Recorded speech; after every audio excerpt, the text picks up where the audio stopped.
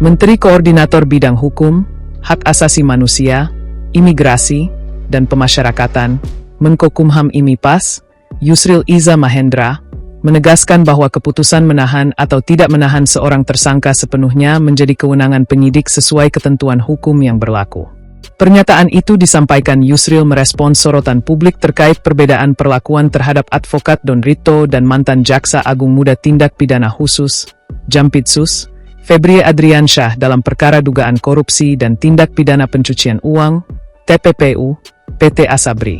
Dalam perkara tersebut, Don Rito langsung ditahan setelah pelimpahan berkas perkara dari Kortas Tipidkor Polri, Korps Pemberantasan Tindak Pidana Korupsi Polri, dan Polda Metro Jaya ke Kejaksaan Agung, Jumat, 17 Juli 2026. Ia tampak mengenakan rompi tahanan berwarna merah muda.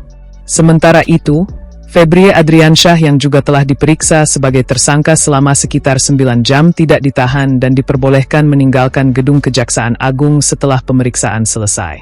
Perbedaan penanganan tersebut memunculkan pertanyaan di tengah masyarakat mengenai alasan penyidik hanya menahan Don Rito, sedangkan Febrie Adriansyah belum dikenai tindakan serupa. Terkait hal ini, Kepala Pusat Penerangan Hukum, Kapus Penkum, Kejagung, Anang Supriyatna, pun hanya menegaskan bahwa keputusan penahanan adalah kewenangan penyidik. Adapun, dalam kasus ini, Don Rito dijerat pasal tindak pidana pencucian uang, TPPU, dan Febrie Adriansyah dijerat pasal korupsi dan TPPU terkait PT Asabri. Yusril pun mengatakan penyidik mempunyai pertimbangan tersendiri, sehingga memilih untuk melakukan penahanan terhadap Don Rito. Penyidik itu punya kewenangan dengan pertimbangan-pertimbangan tertentu untuk melakukan penahanan atau tidak melakukan penahanan. Tapi masyarakat juga tentu dapat memberikan satu pengawasannya.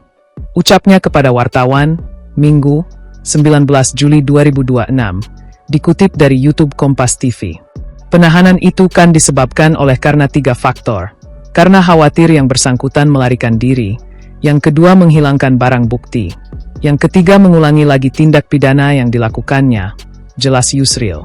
Yusril juga menjelaskan bahwa berdasarkan Kitab Undang-Undang Hukum Acara Pidana, KUHAP, yang baru, penyidik dapat memutuskan untuk melakukan atau tidak melakukan penahanan terhadap tersangka.